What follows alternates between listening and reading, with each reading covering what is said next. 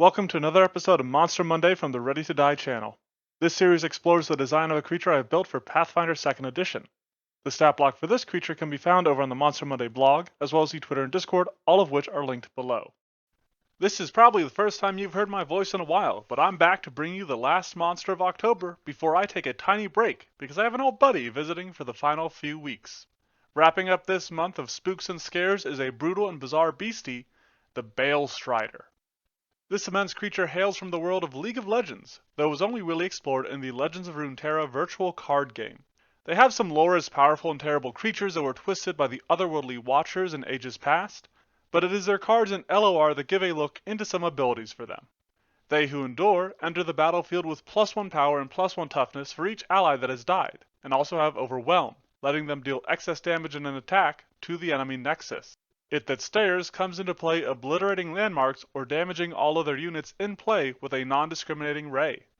The final Balestrider featured as a card is She Who Wonders, the biggest of the batch, who obliterates all units in play or in hand with 4 or less power. Her base power is also the strongest among the Balestriders, and she is equipped with regeneration, allowing her to heal from damage dealt to her. These are big monsters, even in their own setting. Anivia, a demigoddess of the Freljord, had to shatter her own body to trap them within the ice.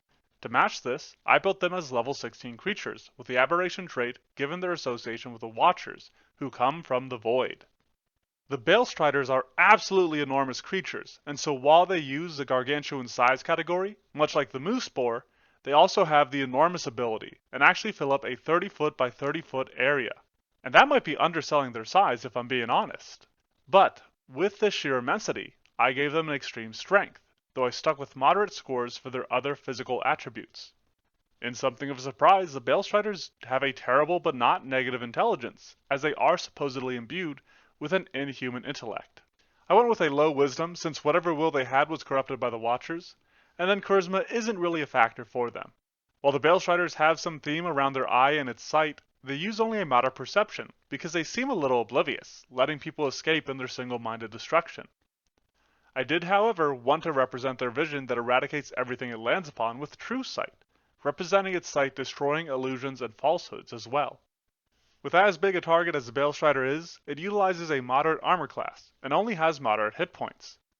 But, based off of the regeneration of She Who Wonders, they are also equipped with solid fast healing. I didn't give them actual regeneration, because that both can bring them back from the dead, and is typically supposed to have some sort of damage type to suppress it, and there wasn't one that came to mind for the Balestriders. In what feels like tradition at this point, the Balestrider has a high fortitude save, but a low reflex and will, given its massive lumbering form, and the mines that were overtaken by the Watchers. As inhabitants of the Arctic Freljord, the Balestriders have immunity to cold, which is also influenced by some of them being trapped within ice, frozen solid, but still alive. Initially, I only built the Balestrider with its Foot Strike, which has a high attack bonus and a moderate damage, but after designing the rest of it, it felt a little lacking. To add some variety to it, I also decided to give it a Horn Strike, though I envisioned this attack looking more like how giraffes fight than a traditional battering with its horns.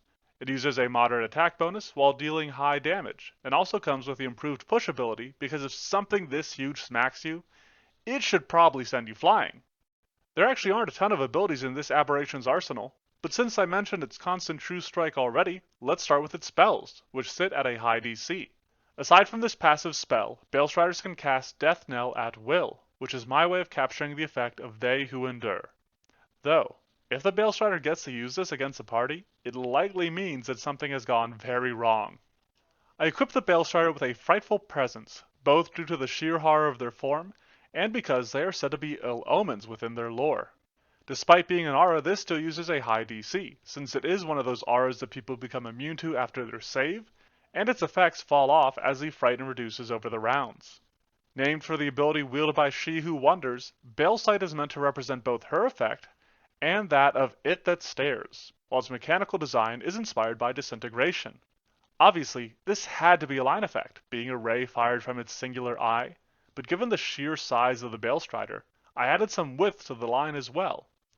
The object and structure destruction of this effect draws from Disintegration, but is also based on the effect of It That Stares to obliterate landmarks. They kinda just fit nicely together. Digging into the numbers on it, it deals typical damage for a limited use area effect with a high DC, and then can't be used again for 1d6 rounds. Aside from the damage type and its width, it's kind of a pretty standard breath weapon type sort of ability. However, something that helps set it apart is its excoriating sight, a reaction that triggers upon downing a creature with Bale Sight. Since its ability wipes things out of existence, I like the idea of the Balestrider itself attempting to consume the soul, the last remnant of a creature it has killed, by drawing it into itself with this death knell on a reaction. This doesn't really resemble anything seen amongst its cards, but we are starting to get into the abilities that I took some creative liberties with, and this one is sort of a mash of the abilities of all three Balestrider cards. For Thunderous Stomp, I like to imagine the Balestrider rearing up on its hind legs before slamming down on enemies that have drawn close while its Balesight is down. While it takes 2 actions, it allows the Balestrider to roll a single strike against adversaries that are bunched together, and then, from the force of the Balestrider's landing, can knock creatures prone unless they succeed on an extreme reflex DC check to keep their balance. Since this does affect a multitude of targets, it counts as 2 attacks for the Balestrider. The final tool in the Balestrider's kit is Trample, which, now that I think about it, could be said to represent the Overwhelm ability of They Who Endure. But this is a pretty bog standard monster ability that uses a high DC.